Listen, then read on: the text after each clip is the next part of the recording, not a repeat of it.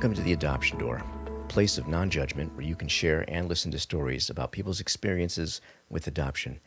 I'm your host, Andres, and if you'd like to share your story, just drop me an email at theadoptiondoor@gmail.com. You can either write it and I'll read it on the podcast, or you can record it yourself. Either way is fine, and we welcome all stories. And now let's get into this episode. This story comes from Joe, and he decided to record it himself. Hi, my name is Joe Edmondson. I'm 47 years old. I was adopted at the age of 10 months back in 1975. I'm a Native American, Hispanic. I was, back then in the 70s, it was a big thing for people to want to adopt Native American children. And I was one of the ones who got adopted to some white people. And it was pretty hectic, I guess, to say the least, growing up.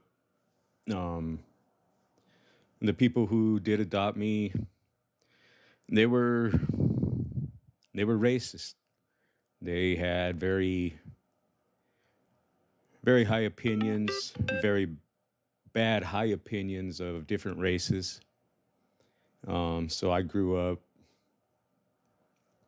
hearing every derogatory remark there is that could be thought of for all the different races, and that bugged me. I mean, I knew throughout my whole life growing up that I was adopted, that I was Native American and Mexican, and they tried to take both my heritages away from me. Didn't want me trying to grow my hair out because I'm Native American, or if I went home speaking Spanish, I got beat. Yeah,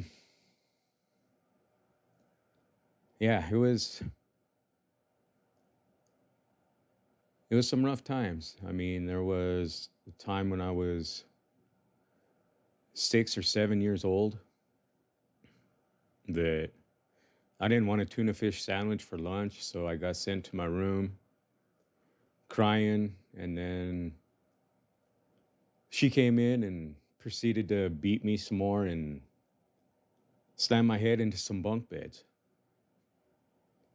Still to this day, I've got a nice scar on my forehead. But there are scary times.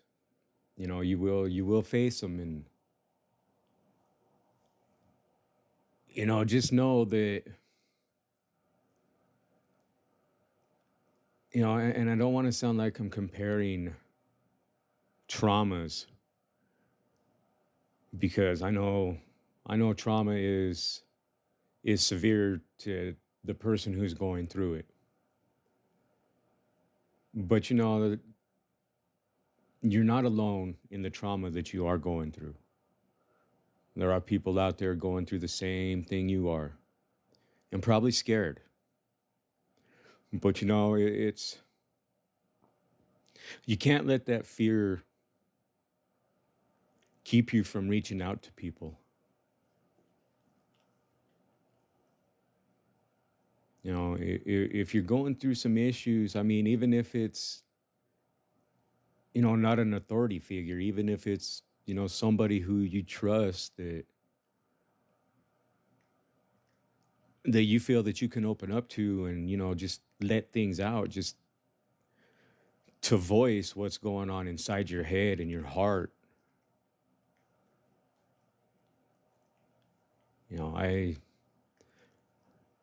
I never did that. I never was the reach out type.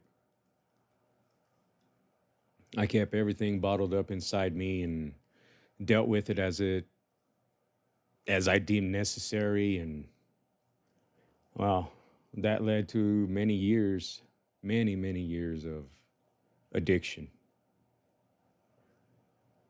But I'm 47 now and getting ready to celebrate 5 years clean and just so happy where my life is now. I've I've been able to let go of some of the trauma. I guess the the forgive but don't forget. But I haven't talked to the people who adopted me for over 20 years now, and it's way better that way.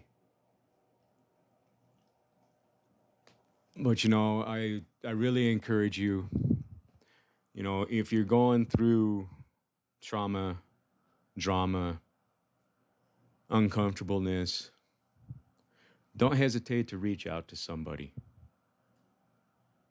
I mean, even just to talk, because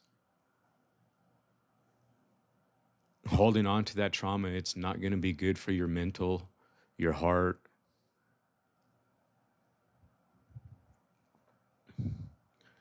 So yeah, and you know, I just encourage anybody,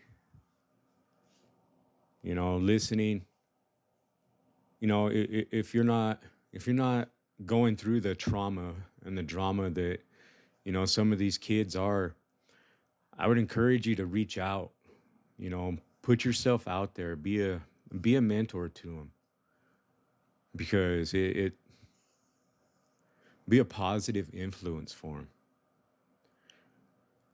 Because I know in the long run, not having a positive influence in your life, that can lead to bad choices, and it can it can destroy your future. So yeah, I just encourage everyone through adoption to stay strong. Not every situation is like mine. There's there's positive people out there for, looking for children that can't have children. So don't take my story as the way it is. I'm just sharing my experience through what happened for anybody out there who is going through it too. You're not alone out there.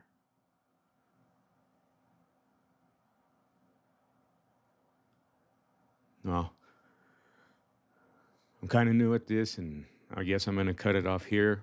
I thank you for taking the time and listening to what I had to say. And I'm not sure if there's a way that anybody could reach out to me.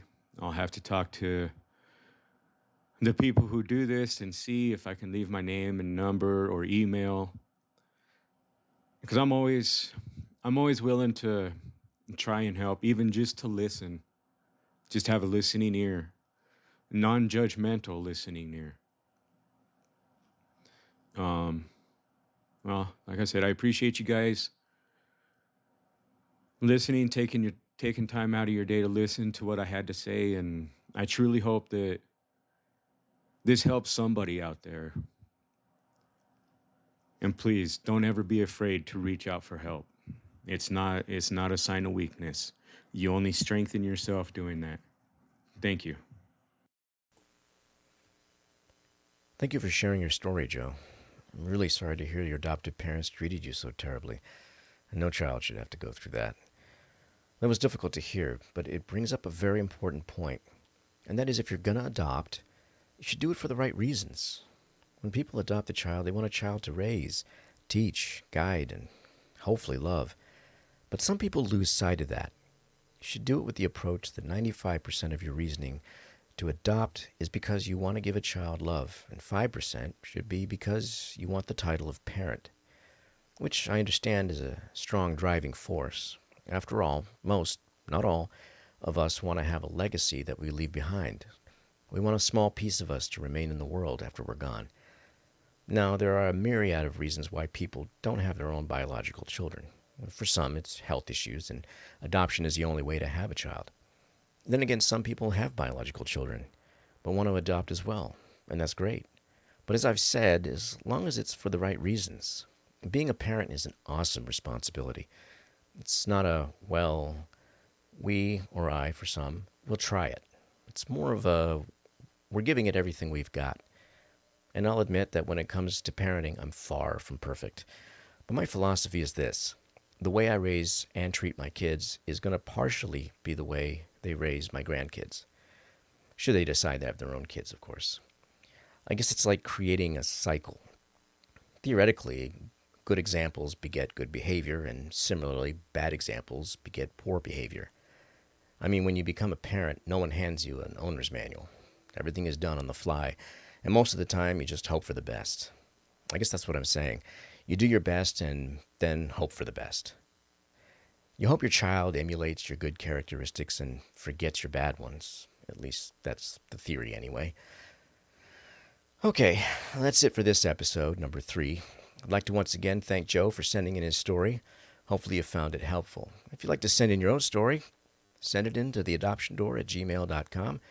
And I just want to make a quick mention that my webpage is up and running. Just go to theadoptiondoor.net to find out more about this podcast. I've started a blog, and I'd like to get some books up there that I think may be helpful. If you know of any, please let me know. And that goes for websites as well. That's pretty much goes for anything that you think might be of some use to someone else out there. All right, once again, I'm your host, Andres, and if you like my YouTube channel, please like and subscribe so it can reach more people. Thanks for listening, and I'll catch you next time on The Adoption Door.